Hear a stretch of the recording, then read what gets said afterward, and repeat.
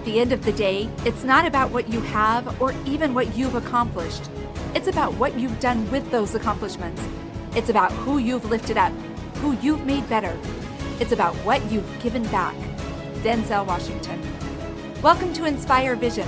Our sole purpose is to elevate the lives of others and to inspire you to do the same. Ros, welcome to the show. Thank you so much for having me, Doug. Hey, I'm excited. And you know what excites me is being able to interview people and talk to people and have conversations with folks from all over the world. And where are you at this point?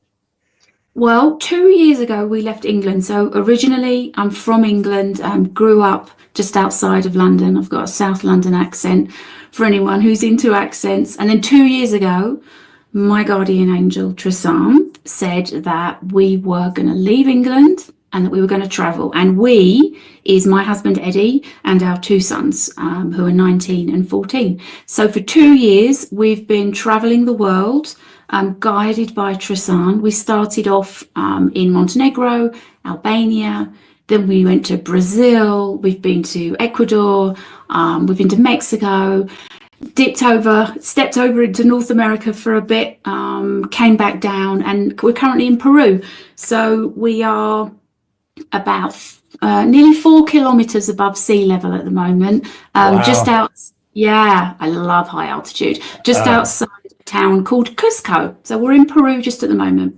Okay, that's cool. So here's my question that I'd love for you to share with the audience. You know, what I find is there's always a journey in people's lives that get them to the point where we're on this podcast together talking about things. I'd love for you to share with the audience your journey.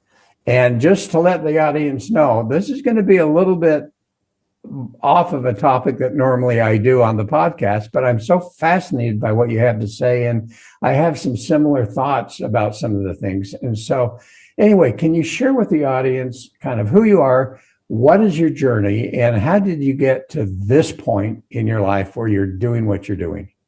Oh, wonderful. So I am a mum to 2 boys. I'm a wife. I grew up in a very normal suburb just outside of London. My parents separated when I was quite young. I'm the eldest of 3. And my first memories of angels. I can remember laying in my little crib in my bedroom and looking up and seeing angels.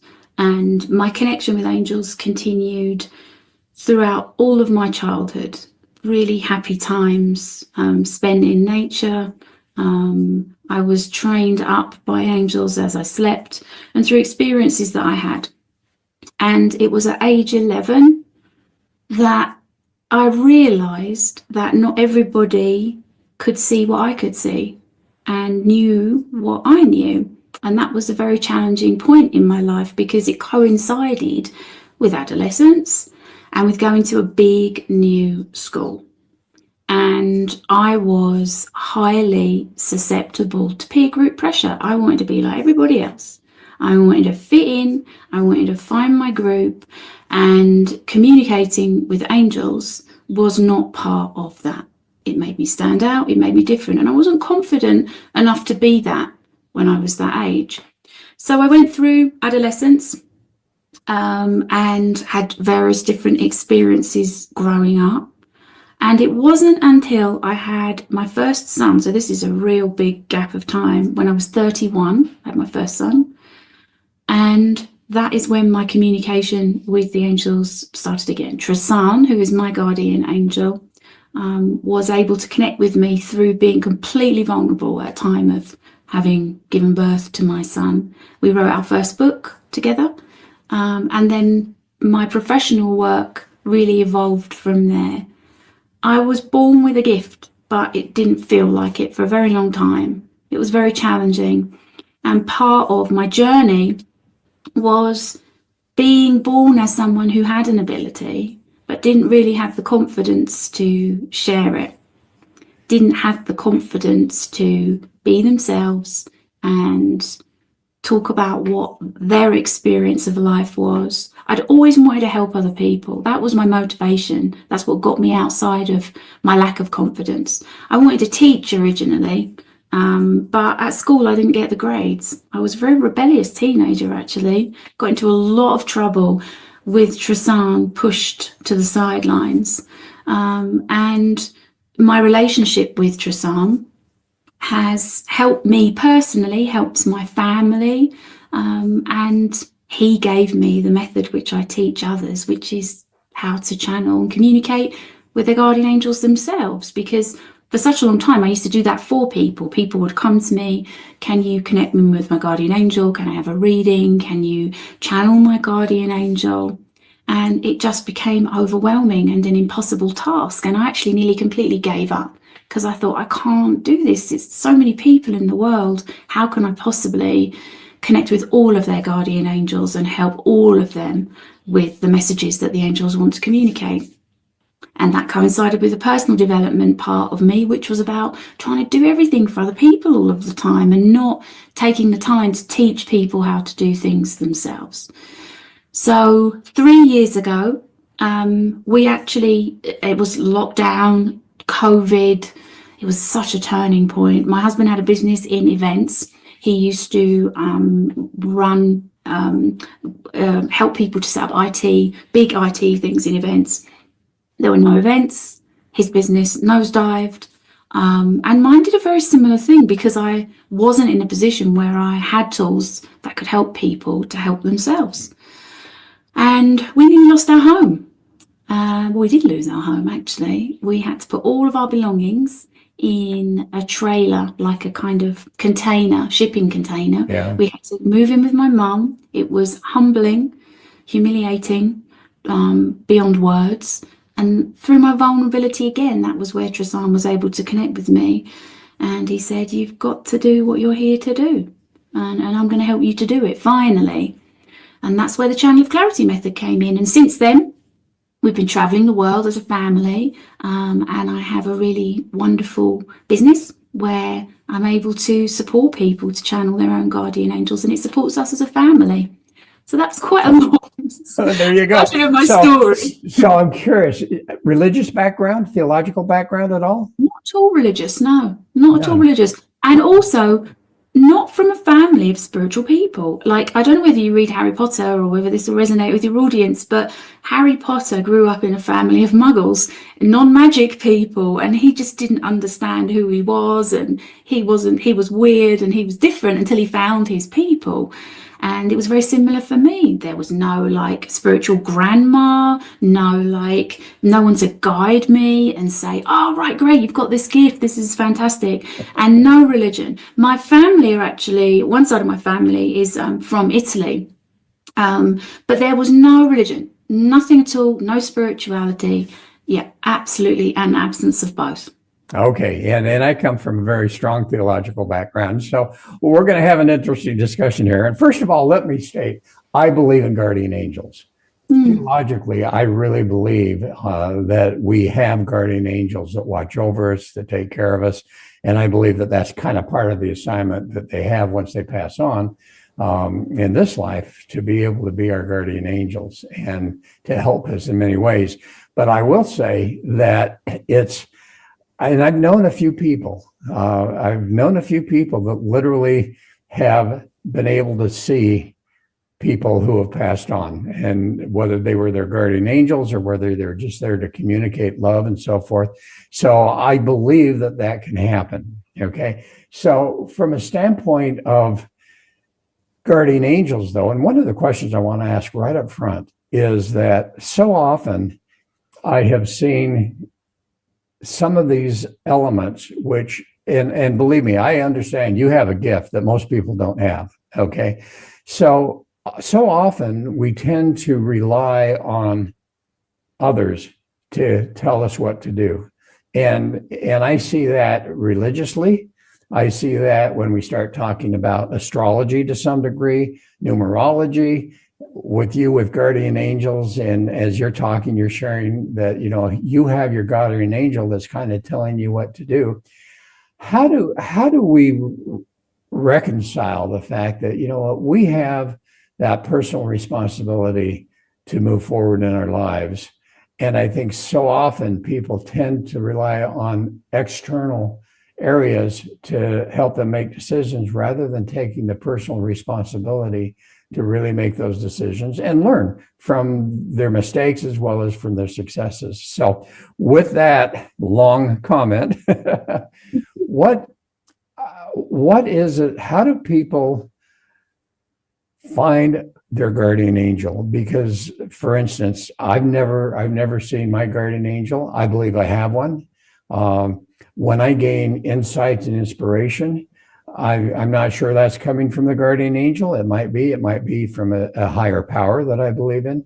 So how do you help people, number one, to understand how to really start to listen to their guardian angel, how to find them and how to listen, but secondarily, not take away their agency to where they are relying wholly on something else to tell them what to do rather than going through the life experiences that they need to go through? Yeah, such a great question, and something that I agree with completely. So first of all, your relationship with your guardian angel is a collaborative experience. Tristan says you're here to live life together with your guardian angel. It's teamwork. They are here to guide you. They are here to support you. They are here to help you. They are not here to do things for you or to tell you to do things. They do not remove your, as you say, agency. They want to teach you through your relationship with them to trust yourself. And I agree that in this world, there are so many who wish to delegate responsibility to others, to institutions, to authority figures, however you may wish to identify those. And there's a certain amount of delegation of responsibility. It means that perhaps when you do that, you can just say, well, I was doing as I was told, or I think someone knows better than me. It's a very disempowering relationship. Your guardian angel is with you to guide you and to help you through your relationship of trust that you build with them and that you start with yourself. So in terms of connection, the process that Tristan teaches to help people to connect with their guardian angel so that they can communicate with them starts with the awakening of the heart center. Now, you may have heard people speak about this, the heart center, how it's important that the heart center is open. But saying to someone you need to open your heart to something which is completely unknown to you is really the completely wrong approach. And it's guaranteed to fail. Because unless you have trust, the whole process stalls. But you can't tell someone to have trust. You can't say, trust me. You have to demonstrate trust. Trust has to be earned. And trust takes time, particularly when someone enters into a relationship from a place of, as all humans, we've been let down. We've been maybe taken advantage of, or we've put our faith in people and establishments only for that faith to have been destroyed. And so there's tremendous resistance that comes to establishing a new unseen relationship, which people with all their heart want to believe to be true. I have so many people that come to me that have had negative experiences spiritually, negative experiences in terms of programs that they've entered into, promises that have been made and that haven't been delivered upon. People are heartbroken. I've had people come and say, I don't know if my heart can take another hit. This feels like it's my last chance to trust in my own ability to make good choices and to trust my guardian angel, something that I cannot see, an energy which, how can I believe is here just for me to help me? Well, and so that trust. As we think about the word angels, we think of that higher power, that godliness to some degree, not quite, but certainly that higher element of spirituality and so forth. And many people talk about the spirits, inspiring them to do this. And again, you're talking about guardian angels with your experience. And what I find is that, certain people end up with a certain gift, and you experience that. And as you said, you kind of tried to push that away for many years in your life and finally gave up and started listening. But as we think about how to live our lives, how to find our purpose, how to seek to understand what it is that we're here to do in this life, on this earth, during mortality, I think that it's essential, at least in my belief, that we understand that there is that higher power that's there to give us that inspiration, that guidance. And if we're able to tap into that, depending on our experiences with that, that can be of great value. So I'm going to go back to, how on earth do you help people to tap in to their guardian angel? Well, the first thing is that it came from Tristan. So I always knew how to communicate with angels, and I always knew how to communicate with Tristan, but I didn't learn it. And that's where the stumbling block was for me, because you can't teach someone something that you just know how to do. It's impossible. And I really struggled with that.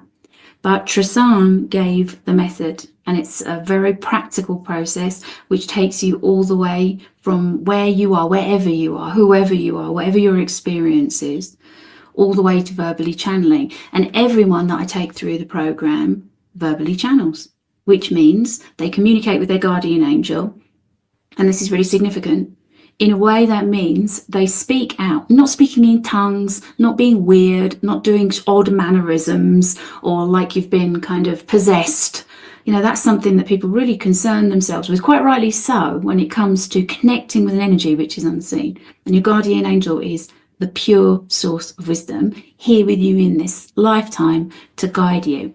But through a process, step by step, Tristan teaches you how to verbally channel, which means when you verbally channel, you can ask any question of your guardian angel that matters to you. And people come because they want to learn to channel for so many different reasons. Funny story, my husband is actually just learning to verbally channel. I mean, I've been married to Eddie for like 23 years this year, and he's just at that point. He knows who his guardian angel is, and he's always been interested in doing it, but we've never quite got round to it. It makes me laugh. It's a bit like living with a builder, I think. Sometimes people complain, you never get any work done in your own house. It's always other people who get the benefit. And because we've been busy and had children and, we work, there's never been the time, but now it is the time. And he said something like, unfortunately, I have endless questions for Tristan, and Ros doesn't want to spend every waking hour answering them. So he's motivated to learn to channel because he is, going back to something you said about astrology, fascinated by astrology. And Tristan said something about a year or so ago about a system which relates to celestial bodies, which isn't currently known. And that was enough to fire him up. He's like, right, I've got to learn to do this.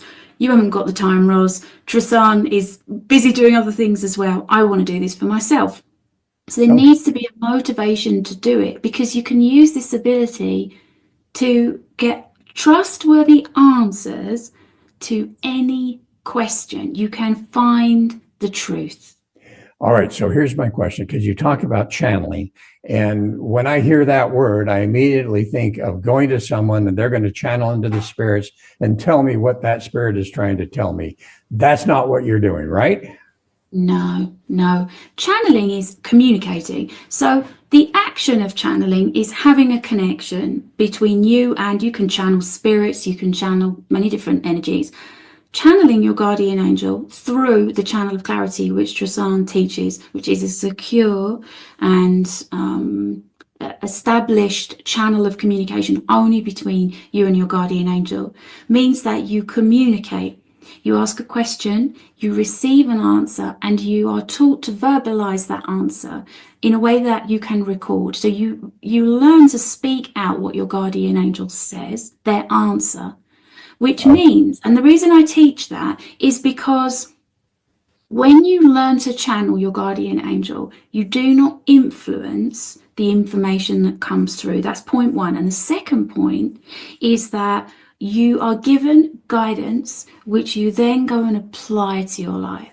It's not wishy-washy, vague stuff which is kind of speaking in confusing ways that's difficult to understand. I teach people how to ask questions and then they get the answers, which, and this is what's important about channeling, which you can apply to your life, which Okay. And gives you the so, validation and the proof that is yeah. so absent from so many different modalities, in And my I like opinion. the word communicating, and I like the fact that you kind of correlated that with communication. So, one of my personal experiences and what I've been taught and understood through my years is, as I think about that higher power and seeking what I would call the spirit to be able to inspire me along certain ways, what I have discovered, and I think most people who have done that understand this, that oftentimes we gain that inspiration, we apply it, and wow, it doesn't work. It puts us in the wrong direction. And what I have found is that part of the whole process is understanding how to listen and ultimately understanding whether or not it's true communication from the higher power, from your guardian angel, or from God, or whether or not it's something that we have created in our minds that we think, and then we go and do it and find, whoops, that was not right. So how do you help people? And do you find that that's a similar experience with the people that you help? Oh, definitely. I think until you learn the difference between an idea and a thought that you have that feels good to you, until you learn the difference between like what your ego is telling you, until you learn the difference between perhaps something that you want to do and you're trying to justify to yourself, and you address the difference, then you're always going to have that uncertainty. There's always going to be that second guessing. There's always going to be that doubt. And that's what a lot of people find themselves in a spiral of. You think about, people are often very open. They know the universe, if you want to use that word, is trying to communicate. You see symbols, you see signs, you see numbers. It's an exciting kind of like breadcrumbing towards trying to get the right answer and find out whether this is indeed the right idea or the right act or the right thing that you should be doing. And it undermines the whole process. And learning to differentiate, learning how it feels, having the knowing of the connection with your guardian angel is absolutely crucial. And that's a big part of, slowly through these 12 steps, what people learn to do. So there's no question. So you don't make mistakes. Yeah. And the other thing I would say, sorry, No, Doug, just to finish that no, point, go the other ahead. thing I would say is that your guardian angel doesn't always give you convenient guidance. So I'll give you a little example. We're traveling the world as a family, and Trasan has certain places that he's guiding us to visit. And I ask questions about where we should go, what we should do, the reasons why, and he will give answers to that and also supplementary answers around that. We wanted to visit one particular destination. So my sons love jiu-jitsu. They love jiu-jitsu. And one of the great things about traveling the world is that if you've got an interest or a passion like that, then you can go to certain places and you can train in different gyms. And it's an incredible aspect of what they are learning to do. Right. They want to go to one country in particular, one place in particular, where there's a particular jiu-jitsu gym that they really want to train at. And we can't go there because of guidance that Trazan has provided. Now, that's not convenient because I want more than anything in the world to say to my boys, let's do it. That place you want to go, that experience you want to have, let's do it. But it's not appropriate for us to go there for many different reasons. And that inconvenient guidance, that you ask a question because you want to know an answer, but you don't always get the answer that you want, that is another really important aspect of guardian angel communication. They're not just going to tell you what you want to hear. They're not just going to give you what you want. They're supporting you. They're helping you to make the right choices. They're helping you to accomplish your purpose, to move forward in positive ways. And just as you said, in terms of direction, that isn't always what you're wanting to be told, what you want the answer to be. Does that make sense? Well, it does. And, one of the questions that comes to my mind, I am a behavioral analyst, and among other things that I do. And what I find interesting is that as you start to look at people who are right brain versus left brain, the right brain people tend to be more creative, more spiritually focused, and so forth. Have you found that as you work with people that they tend to fit into a personality pattern that allows them greater access and ability to tap into that higher power of their guardian angel? Or do you No, find that's not the case? no, it's a really interesting question. So part of what Tristan teaches is a process which he calls allowing. Within the process of learning how to communicate with your guardian angel, you learn a process called allowing, and you establish a very clear tone, reference, visual as to what is completely safe to you. And through that allowing, you are able to awaken heart center, but ultimately communicate, because you are in the driving seat. You set the terms.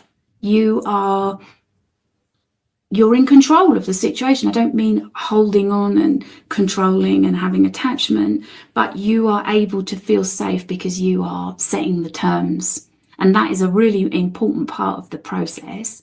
But in part 2 of the answer to your question, I have people come to me who are from like really academic backgrounds, who are scientists, people who come from, I teach people to communicate with their guardian angel, channel their guardian angel, who are ER doctors, who are scientists working in like incredible labs doing the most amazing cutting edge like research. I have also mums and grandfathers, and there's no type. The thing they all have in common is they want to know the truth. They have a passion and an interest, and they want answers, and they really want to get to the truth of the topic, the area of life that they're interested in. For some people, it's their health. For some people, it is, clinical research. For some people, it is how I can best help. It's amazing how many people in the medical world have started to reach out over the last couple of years. So it's people. Different reasons why. Different reasons why. Yeah, but motivated. It's like, I know there's more. I know that there's more information that is hidden from us, that we don't know, that we don't have access to. And I want to communicate with my guardian angel so that I can understand that. I can find out, I can discover the truth, and I can apply that. So they're passionate, and that's exactly what your guardian angel can help you to do. It's just jaw-dropping in terms of what's possible and in terms of what people are doing with this ability. And so, you kind of skirt around what you've been taught and what your guardian angel teaches is the methodology to get in touch with and discover and communicate with your guardian angel. But I'm going to ask you, help me. How do I find my guardian angel? How do I know that he or she is talking to me? Number one. And number two, if I really have that desire, how do I discover my guardian angel and start that type of communication? Yeah. So it's a great question. The first step of the method that Tristan teaches is called Awakening Heart Center. It's practical as well as energetic. And it begins by putting your hand on your heart center. So if you can imagine, or if you can practice it, put your thumb under the bottom of your collarbone and your first finger under the other side of your collarbone. Under that kind of lovely cupped palm will be your heart center. And Tristan starts by inviting you to say to yourself with feeling, I love you. I accept you for all that you are. I love you unconditionally. And for that process to begin that connection, reconnection with yourself, with love for yourself, with that connection with who you are, who you truly are, that first step of connecting in with you, accepting yourself, appreciating yourself, acknowledging yourself is the beginning of the journey of the channel of clarity. In terms of knowing your guardian angel, they feel, to begin with, because they've been with you for your whole life, they're very familiar in a way that makes it difficult to differentiate them from yourself to begin with. Because they've been with you ever since you were conceived. The moment of conception is when your guardian angel connects with you. And even if humans aren't physically born, they have a guardian angel with them from the moment of conception. And so that familiarity is something which is comforting, but also creates a feeling of, I need to find that difference. Connecting with your guardian angel is something that might be helpful to you in terms of thinking about their role and also what they look like. Their role is to help you to fulfill your purpose. That's your guardian angel's role. They hold the energy of all of your life purpose strengths, and they're with you to help you to fulfill your purpose. And I'll add on the extra piece, which is important for you to acknowledge, because some people find that very difficult to accept, to understand, as this divine angelic being. Why? Why are you with me? To help me? Little old me, who's not really that special, doesn't feel as though they've got anything remarkable to offer to the world, but has. And your guardian angel is with you to help you to fulfill your purpose so that you can contribute positively to the expansion of the universe. We're all here to make a meaningful contribution.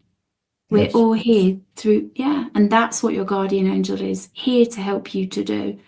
And in terms of what they look like, angels are often depicted in a very personified form.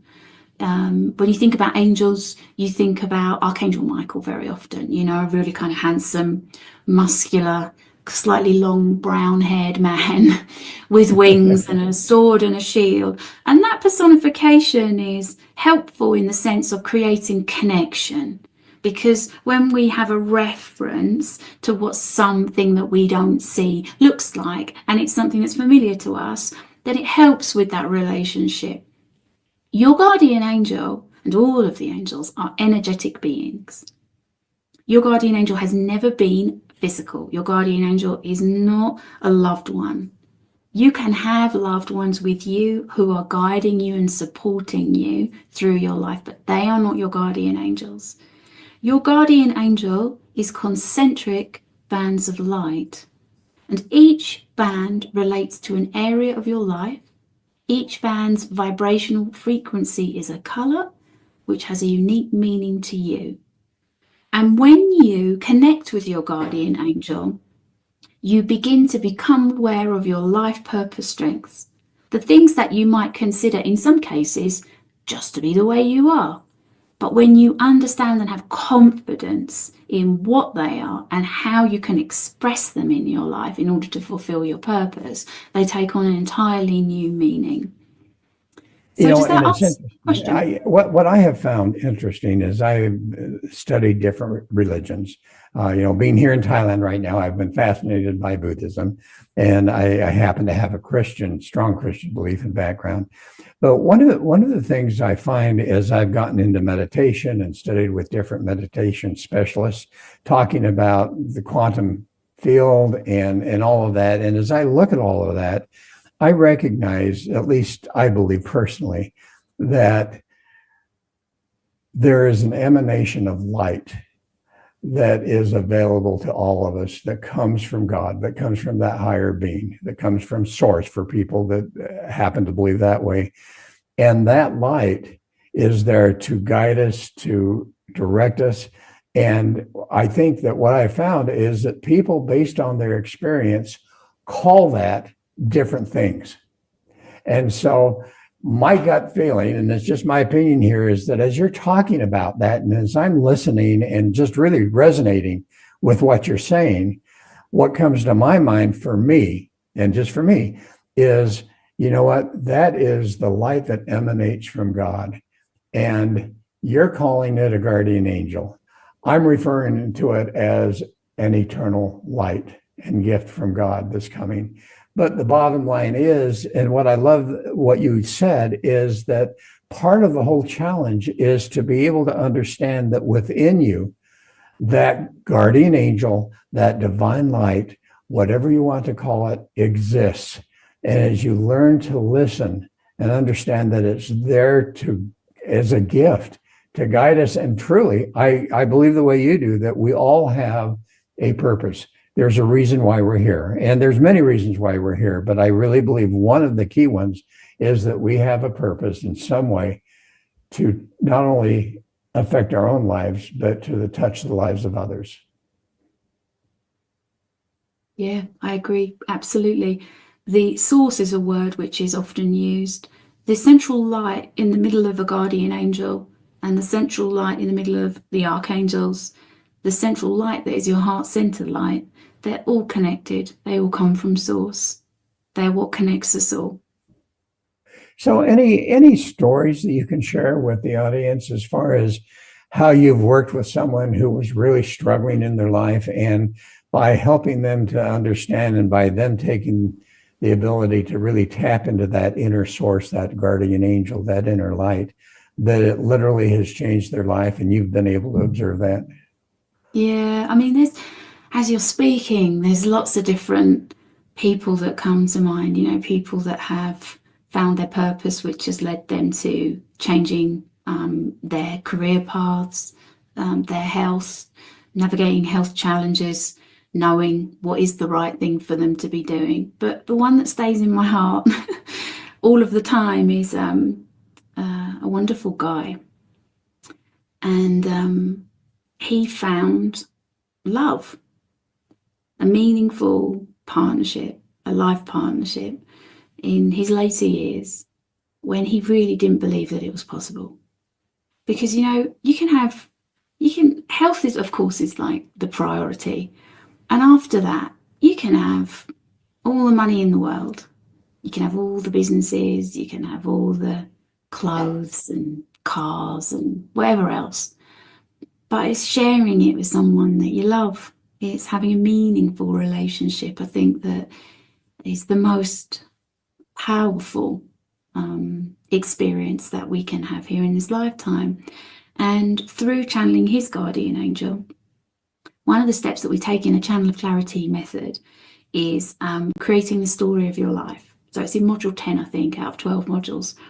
And when you first introduce this to people and you say, right, I want you to think about something that you really want to create with your guardian angel, something that matters to you, something that's important to you, and to form a picture of that, just a snapshot moment. It's not about manifesting some real long, complicated situation. It's just like the essence of what you really want.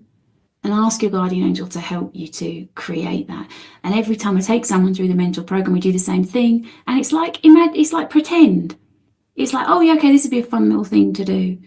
But these outcomes become reality because you're telling your guardian angel what's in your heart, the essence of what you truly want. And this lovely guy unexpectedly met the love of his life in his later years. And they lived together and they traveled together. And they appreciate each other because they were looking for each other for their whole lives. And it's all through allowing, which is understanding what's completely safe to you, which is what you are open to receive through communicating with your guardian angel. That can't be contained. And so it spreads into other areas of life and it brings to you the relationship that you want. So that's the one that stands out the most. When all hope was lost, it was laughable to him. It's like, really? Like now? Like no? And he's now living with him, traveling. They go on cruises. It's all very glamorous. So that's the story that for me, that's the most. There's other, maybe more impressive stories that I could share, but that's the one that I always turn. That's the most important one to me. Well, and what I find interesting is that when we listen, and I've personally experienced this, that when we actually take the time to listen, and then follow that guidance, we start to experience amazing things in our lives. And I think that is such an important message for people to understand, that as they seek that inner light, as they seek that guardian angel in their life, that guidance that is there from source, that literally, as they learn to listen, that they're going to experience a different type of life. So as we close, and time has gone by so fast, but as we close, Yes. what would be that final message that you'd like to share with the audience? Yeah, thank you. I mean, your guardian angel is with you to help you to fulfill your purpose.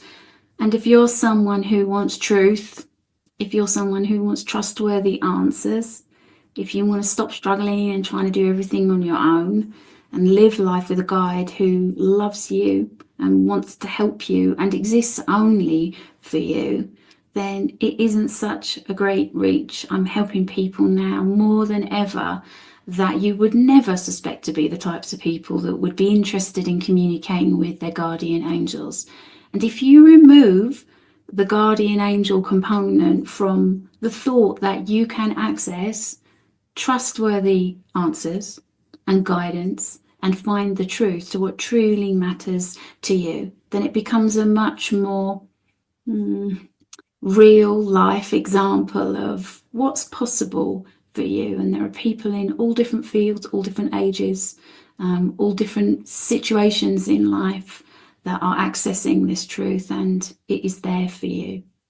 Wonderful, wonderful. Well, Ros, thank you so much. This has been a fascinating discussion, and like I say, I find that we all use, based on our perceptions, based on our experiences, on our background, we all use different words, and I think what people don't understand is that as people talk about different things and use words to describe, that we're all talking about the same thing.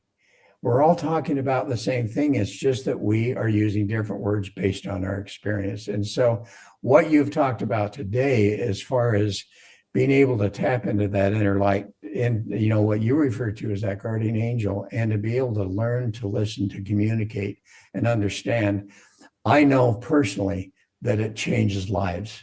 And so thank you so much for being on the show and being willing to be transparent and share.